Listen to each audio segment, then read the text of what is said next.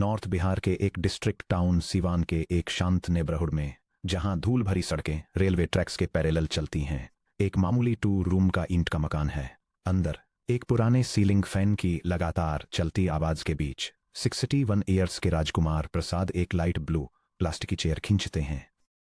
उनके पीछे एक क्लासिक स्टील की अलमारी रखी है, जो म्यूटेड ऑलिव ग्रीन कलर में पेंट की गई है। उनकी जनरेशन के ज्यादातर इंडियन हाउस होल्ड्स में ऐसी अलमारी सिल्वर कॉइन्स, विरासत में मिली गोल्ड ज्वेलरी, कॉटन के पाउच में रखे कैश और लाल कपड़े में लिपटे प्रॉपर्टी डीड्स रखने के लिए रिजर्व होती है।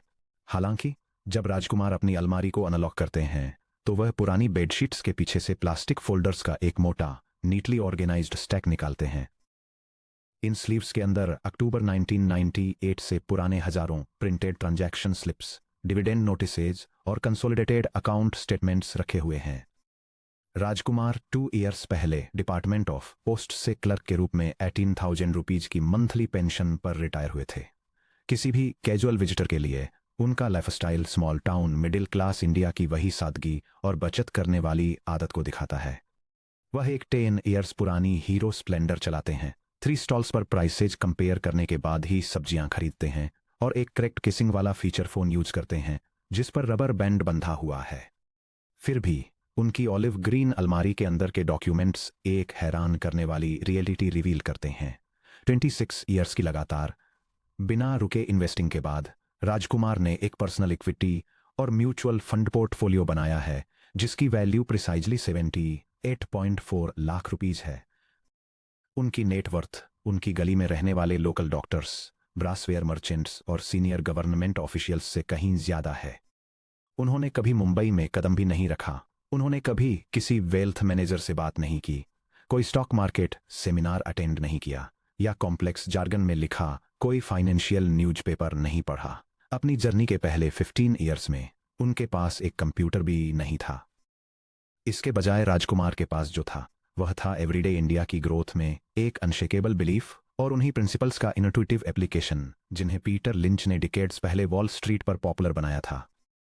राजकुमार प्रसाद का 26 year portfolio, starting year 1998, monthly pension 18,000 rupees, initial investment 500 rupees per month, postal RD और savings, portfolio net worth 78.4 lakh rupees. Core equity holdings State Bank of India, ITCC limited, Dabur India. Primary investment tool paper ledger और branch SIPs leads to direct equity. The ledger of the Siwan clerk. Rajkumar का wealth creation में transition धीरे धीरे शुरू हुआ। Late 90s में millions of Indian salaried workers की तरह उनकी फाइनेंशियल दुनिया सर्टेनिटी में एंकर थी, जैसे national savings certificates NSC, public provident fund PPF और पोस्टल रिकरिंग डिपॉजिट्स। लेकिन पोस्ट ऑफिस काउंटर पर डेली लेजर एंट्रीज रिकॉर्ड करते समय राजकुमार ने नोटिस किया कि पैसा किस तरह मूव करता है। उसके बारे में कुछ सटल लेकिन प्रोफाउंड बात थी। लोग स्मॉल बिजनेसेस, एग्रीकल्चर और रेमिटेंसेस से पैसा लाते थे। राजकुमार याद करते हैं एक कैनवास बाउंड रजिस्टर खोलते हुए जहां वे ब्लू इंक में अपने इन्वेस्टमेंट्स रिकॉर्ड करते हैं। हर साल रोजमर्रा की चीजों, चाय, साबुन, कुकिंग ऑयल, मस्टर्ड सीड के प्राइसेज ऊपर चले जाते थे, लेकिन फिक्स्ड सेविंग्स पर इंटरेस्ट फ्लैट रहता था या नीचे चला जाता था। मुझे रियलाइज हुआ कि अगर मैंने सिर्फ फिक्स्ड डिपॉजिट्स में सेविंग की तो इन्फ्लेशन धीरे धीरे मेरी सारी मेहनत की कमाई को खा जाएगा।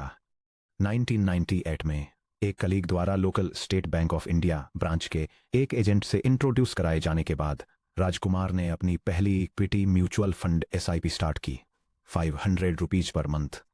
उस समय 500 रुपीज उनकी टेक होम सैलरी का लगभग 8% था।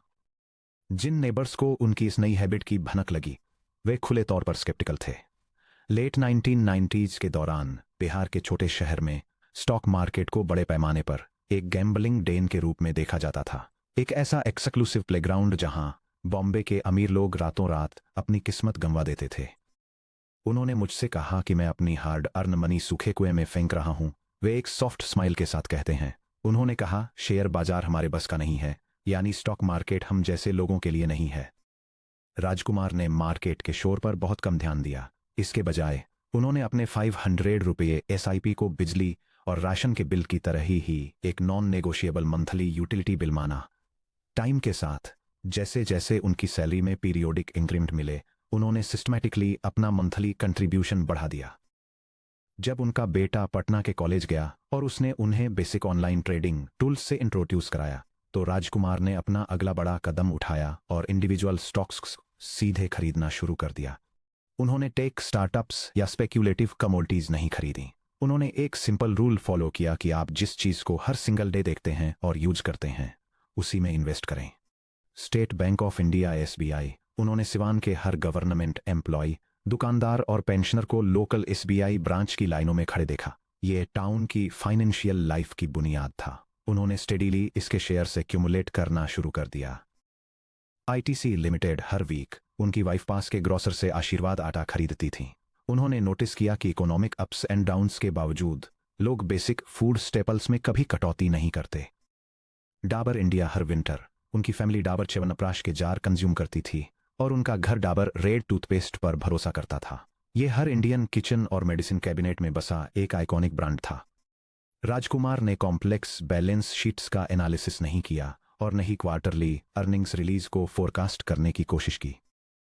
उन्होंने बस खुद से 3 क्वेश्चंस पूछे कि क्या मेरे आसपास के लोगों को इस प्रोडक्ट की जरूरत है, क्या वे आज से 5 इयर्स बाद भी इसे खरीदते रहेंगे, और क्या कंपनी का प्रोडक्ट मेरे टाउन के लगभग हर घर में मौजूद है। जब 2008 के ग्लोबल फाइनेंशियल क्राइसिस के दौरान मार्केट्स क्रैश हुए, तो राजकुमार पैनिक नहीं हुए।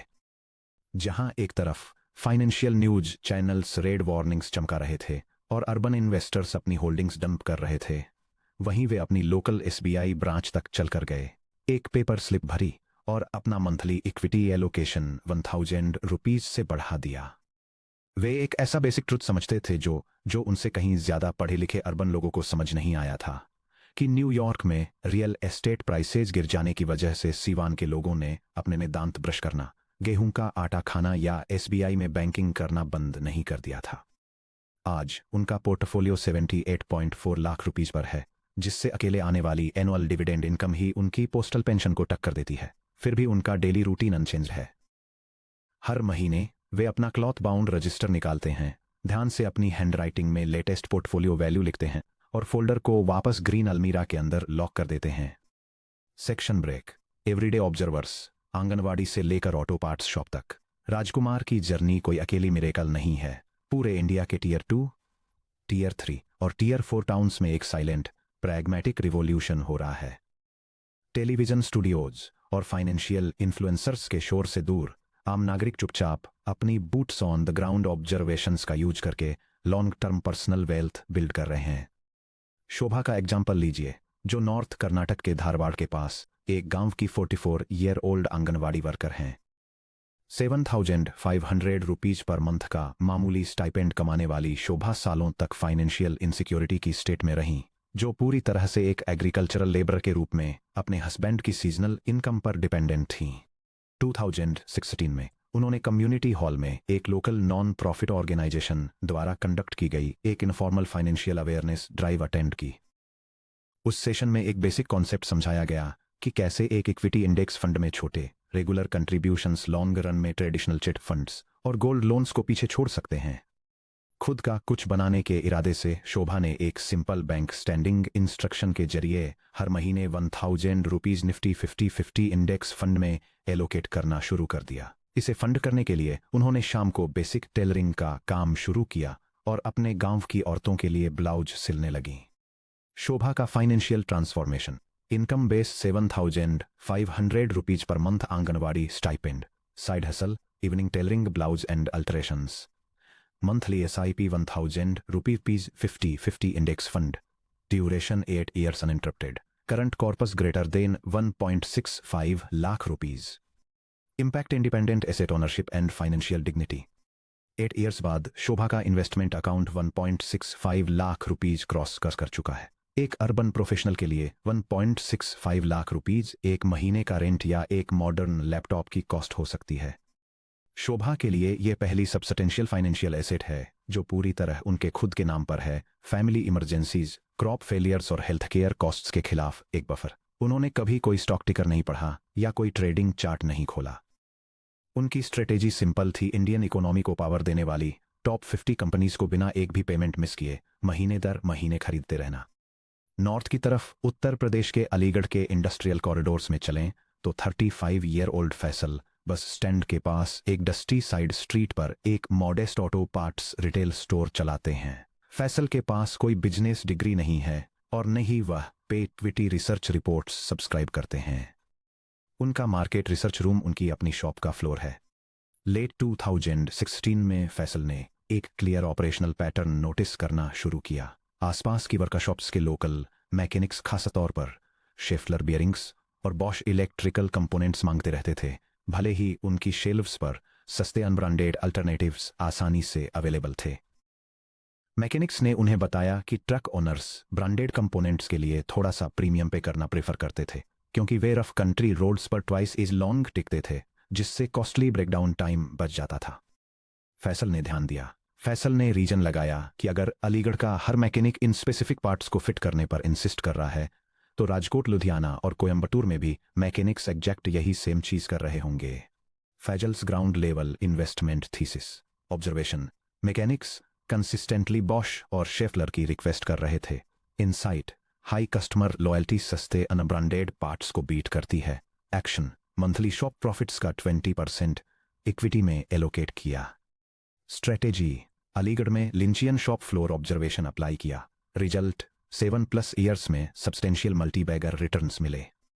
अपने फोन पर एक बेसिक ट्रेडिंग एप्लीकेशन का यूज करते हुए फैसल ने अपनी दुकान के मंथली प्रॉफिट का 20% शेफलर इंडिया और बॉश लिमिटेड के शेयर्स में इन्वेस्ट करना शुरू कर दिया। 2017 और 2024 के बीच जैसे जैसे इंडिया का कमर्शियल व्हीकल और पैसेंजर ऑटोमोबाइल सेक्टर तेजी से बढ़ा, दोनों स्टॉक होल्डिंग्स कई गुना बढ़ गईं। फैसल को यह बताने के लिए किसी वॉल स्ट्रीट एनालिस्ट की जरूरत नहीं थी कि ये कंपनियां ग्रो कर रही हैं। उनके अपने इन्वेंट्री ऑर्डर्स और लोकल रिपेयर शॉप्स ने ही उन्हें वो सारे एविडेंस दे दिए थे जिनकी उन्हें जरूरत थी। सेक्शन ब्रेक, सोफिस्टिकेशन के मिथ को तोड़ना। राजकुमार, शोभा और फैसल की कहानियां मॉडर्न इंडियन पर्सनल फाइनेंस के सबसे बड़े मिथकों में से एक को सीधे चैलेंज करती हैं कि सक्सेसफुल इन्वेस्टिंग के लिए एडवांस्ड फाइनेंशियल डिग्रियां, फ्लुएंट इंग्लिश, महंगे डेटा टर्मिनल्स और लगातार मार्केट मॉनिटरिंग की जरूरत होती है। दशकों से ट्रेडिशनल फाइनेंशियल सर्विसेज इकोसिस्टम इस गलतफहमी को बढ़ावा देता आ रहा था।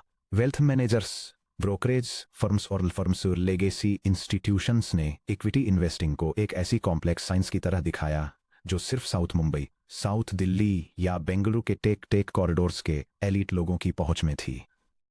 इस नैरेटिव का एक क्लियर स्ट्रक्चरल पर्पस था। इसने आम मिडिल क्लास इंडियंस को हाई कमीशन इंश्योरेंस प्रोडक्ट्स, लो यील्ड फिक्स्ड डिपॉजिट्स और ओपेक रियल एस्टेट स्कीम्स में उलझाए रखा, जबकि हाई नेट वर्थ इंडिविजुअल्स ने इन्हें इंडिया की कॉरपोरेट ग्रोथ से जनरेट हुई असली वेल्थ हासिल की। सोफिस्टिकेटेड इन्वेस्टिंग का टूटता मिथक।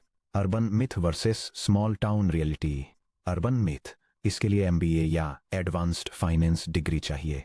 स्मॉल टाउन रियलिटी, इसके लिए क्लियर रियल वर्ल्ड लॉजिक चाहिए।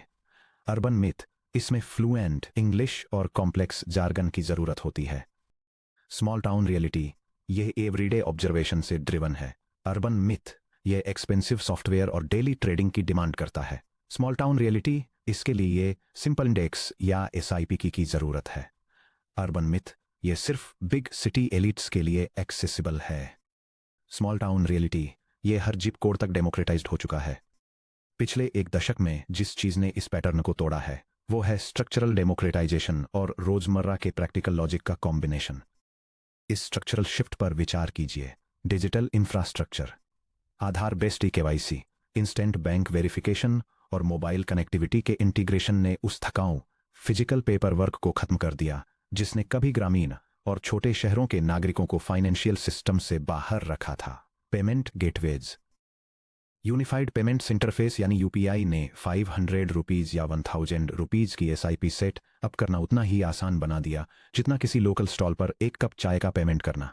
Direct plans, low cost, zero commission investment platforms के आने से यह पक्का हो गया कि विदर्भ में निफ्टी 50 इंडेक्स फंड में इन्वेस्ट करने वाले एक किसान को वही एग्जैक्ट सेम एक्सपेंस रेशियो और इंस्टीट्यूशनल एक्सेस मिलता है जो गुड़गांव की हाई राइज इमारत में रहने वाले एक मैनेजमेंट कंसल्टेंट को मिलता है।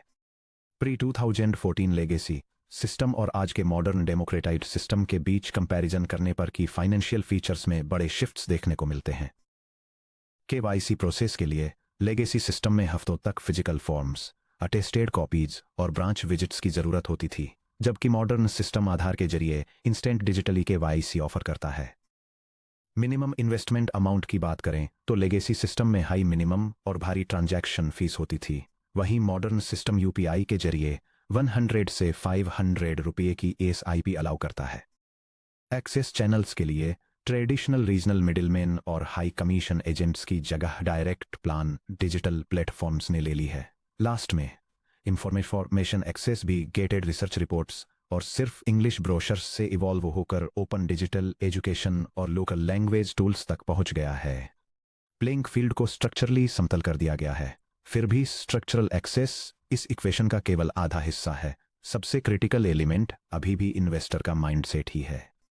जैसा कि पीटर लिंच ने फेमसली कहा था, एक एवरेज रिटेल ऑब्जर्वर अक्सर प्रोफेशनल इंस्टीट्यूशनल मैनेजर्स के समझने से सालों पहले बड़े कमर्शियल ट्रेंड्स को नोटिस कर लेता है। मुंबई के ग्लास टावर में बैठा एक institutional analyst lagging data sheets और क्वार्टरली इन्वेस्टर डेक्स पर डिपेंड रहता है।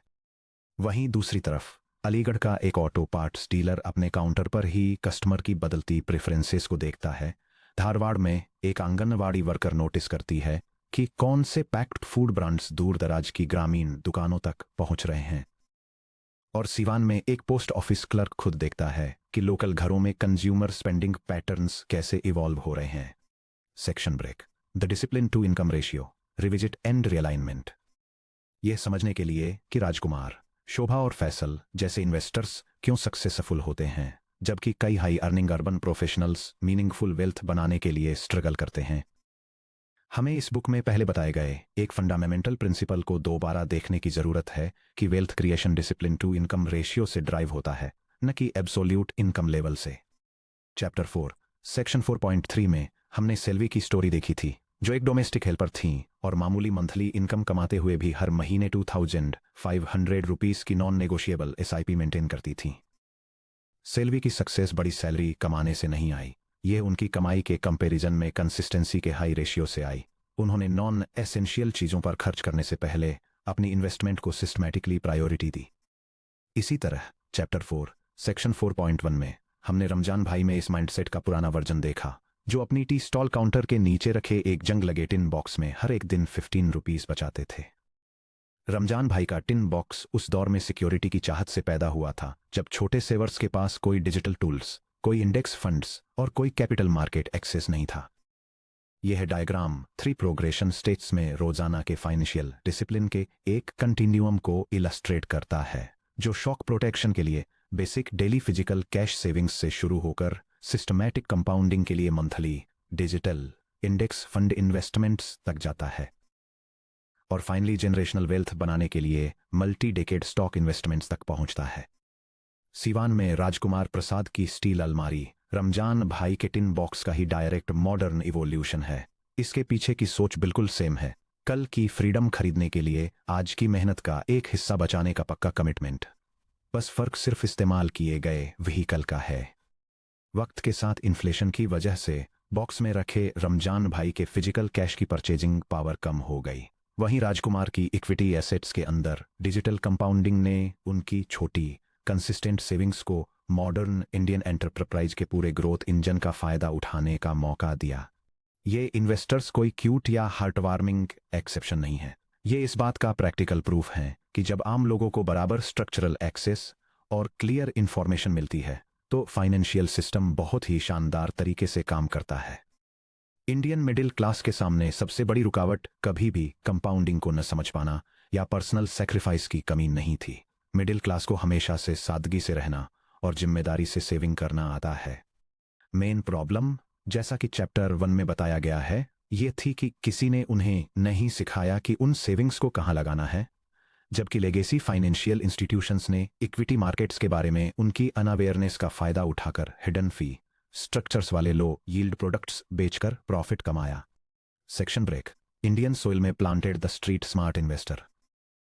जब पीटर लिंच वॉल स्ट्रीट के मैगलन फंड को मैनेज करते थे तो उन्होंने एक ग्राउंडेड फिलॉसफी की वकालत की, अपनी स्पेशलाइज्ड पर्सनल नॉलेज का इस्तेमाल करें, अपनी इन्वेस्टमेंट थीसिस को सिंपल रखें, रियल वर्ल्ड कंज्यूमर बिहेवियर को देखें और लंबे समय के लिए क्वालिटी बिजनेसेस को होल्ड करके रखें।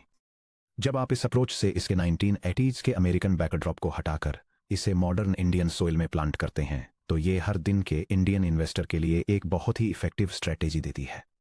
सोचिए कि लिंच के कोर आइडियाज इंडियन कॉन्टेक्स्ट में कितने नेचुरली ट्रांसलेट होते हैं। लिंच कॉन्सेप्ट इन्वेस्ट करें उसमें जिसे आप जानते हैं। इंडियन रियलिटी देखिए कि आपकी फैमिली हर फेस्टिवल सीजन में क्या खरीदती है, आपकी गली में बन रहे मकानों पर कौन सा पेंट लगाया जा रहा है, आपके टाउन के किस बैंक में सबसे लंबी लाइनें लगती हैं और लोकल सड़कों पर कौन से 2 व्हीलर्स का दबदबा है। लिंच कॉन्सेप्ट बोरिंग और समझने में आसान बिजनेसेस की तलाश करें। इंडियन रियलिटी बहुत ज्यादा कॉम्प्लेक्स फाइनेंशियल इंजीनियरिंग और स्पेक्युलेटिव सेक्टर के क्रेज को स्किप करें। एसेंशियल प्रोडक्ट्स बनाने वाले businesses, fast moving consumer goods, basic diagnostic labs, leading cement manufacturers और वेल गवर्नड रिटेल बैंक्स पर फोकस करें। Lynch concept short term market noise को इग्नोर करें। इंडियन रियलिटी अपने मंथली एसआईपी को घर के किसी रूटीन बिल की तरह ट्रीट करें, बिल्कुल आपके इलेक्ट्रिसिटी मीटर रीडिंग या एलपीजी सिलेंडर पेमेंट की तरह। मार्केट को फ्लक्चुएट होने दें जबकि आपकी यूनिट्स बैकग्राउंड में चुपचाप एक्यूमुलेट होती रहें। इंडियन लैंडस्केप में प्लांट किए गए Lynchian principles, Wall Street principle, consumer shopping malls को ऑब्जर्व करें। Street smart Indian reality, festive family purchases और लोकल स्टोर्स को ऑब्जर्व करें। वॉल स्ट्रीट प्रिंसिपल, सिंपल और प्लेन कंपनियों में इन्वेस्ट करें। Street smart Indian reality, essential FMCG, basic banks और सीमेंट पर फोकस करें। Wall Street principle, Wall Street noise को इग्नोर करें। Street smart Indian reality, SIPs को रूटीन मंथली यूटिलिटी बिल्स की तरह ट्रीट करें। Wall Street principle, personal circle of competence पर रिलाई करें। Street smart Indian reality, local shop floor पर inventory demands को नोटिस करें। राजकुमार प्रसाद को यह समझने के लिए कॉम्प्लेक्स इकोनॉमिक मॉडल्स स्टडी करने की जरूरत नहीं थी कि इंडिया की पॉपुलेशन को आने वाले डिकेड्स तक बैंकिंग सर्विसेज, पैकेज डाटा और house hold health care products की जरूरत होगी। शोभा को यह समझने के लिए किसी मार्केट फॉरकास्ट की जरूरत नहीं थी कि इंडिया की टॉप 50 कंपनियों की बास्केट का ओनर बनना अनरेगुलेटेड लोकल चिट फंड्स पर भरोसा करने से ज्यादा सेफ और ज्यादा प्रोडक्टिव था। फैसल को यह ऑब्जर्व करने के लिए किसी इन्वेस्टमेंट बैंक की एडवाइस की जरूरत नहीं थी कि कौन से commercial auto parts real world के वेयर एंड टियर को झेल पा रहे हैं। उनके एक्सपीरियंस ये दिखाते हैं कि स्टॉक मार्केट सिर्फ शहरी एलीट क्लास के लिए रिजर्व्ड कोई एब्स्ट्रैक्ट कैसीनो नहीं है। यह एक नेशनल इकोनॉमिक इंजन है और डिसिप्लिन माइंडसेट, ऑब्जर्वेंट आई और लॉन्ग टर्म होराइजन वाला कोई भी नागरिक इसकी ग्रोथ में अपना फेयर शेयर क्लेम कर सकता है। जैसे जैसे हम आगे बढ़ते हैं सवाल ये उठता है कि आप इन ग्राउंड लेवल ऑब्जर्वेशंस को अपनी फाइनेंशियल जर्नी के लिए एक क्लियर और एक्शनेबल चेकलिस्ट में कैसे डालते हैं। आप सिवान के क्लर्क, धारवाड़ की आंगनवाड़ी वर्कर और अलीगढ़ के दुकानदार की प्रैक्टिकल विजडम को अपने पर्सनल रूल्स के एक सिंपल सेट में कैसे ट्रांसलेट करते हैं। इस चैप्टर के final section 7.8 the everyday Indians equity pocket guide में हम इन लिंचियन रूल्स को आपकी डेली लाइफ के लिए डिजाइन किए गए एक practical step by step framework में डालेंगे। एक सिंपल गाइड जिसे आप सिस्टम को आउटस्मार्ट करने और अपनी फाइनेंशियल फ्रीडम को सिक्योर करने के लिए आगे ले जा सकते हैं।